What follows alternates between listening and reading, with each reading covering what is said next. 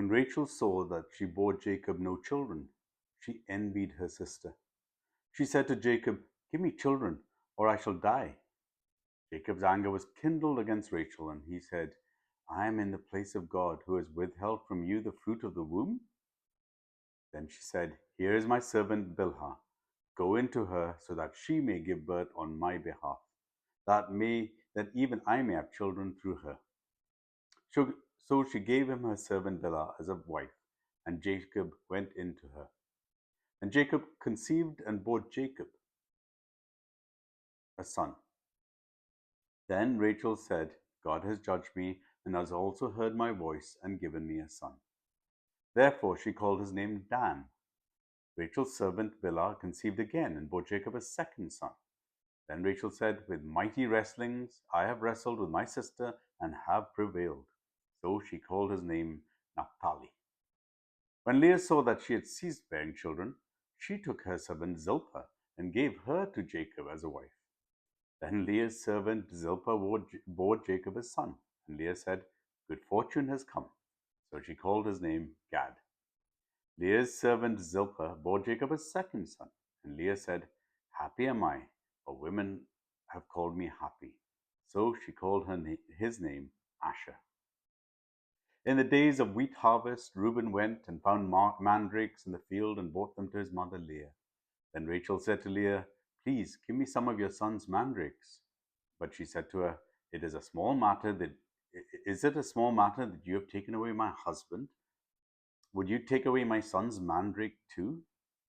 Rachel said, "Then he may lie with you tonight in exchange for your son's mandrakes." Then Jacob came from the field in the evening. Leah went out to meet him and said, "You must come in to me, for I have hired you with my son's mandrakes." So he lay with her that night, and God listened to Leah, and she conceived and bore Jacob a fifth son. Leah said, "God has given me my wages, because I gave my servant to my husband." So she called his name Issachar. And Leah conceived again, and she bore Jacob a sixth son. And Leah said, "God has endowed me with good endowment. Now my husband will honor me, because I have borne him six sons." So she called his name Zebulun. Afterwards she bore a daughter, and called her name Dinah.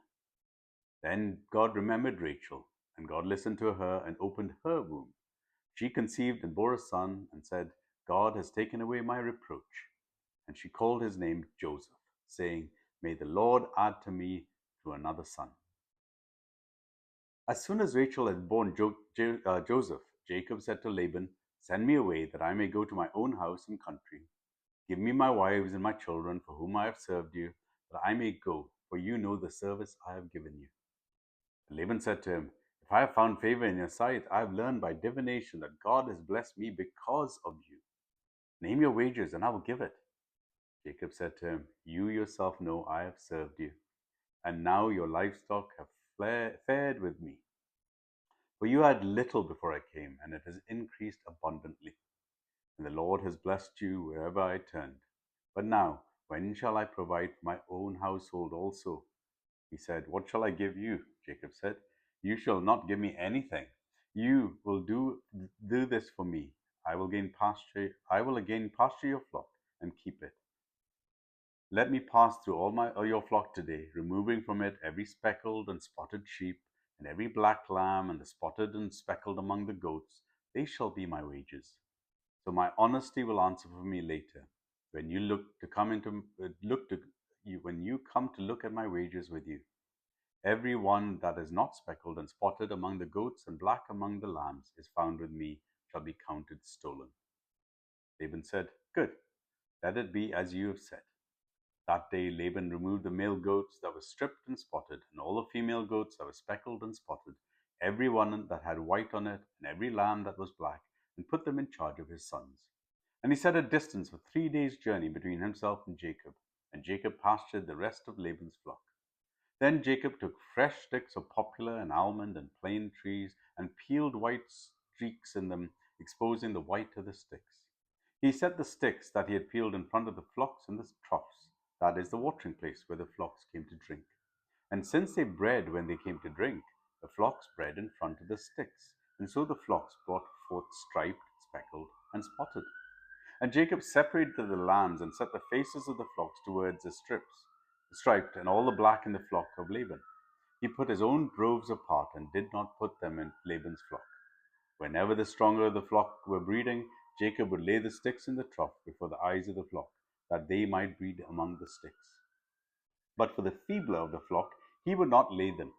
So the feebler would be Laban's, and the stronger Jacob's. Thus the man increased greatly and had large flocks, female servants and male servants, camels and donkeys. Genesis chapter 30.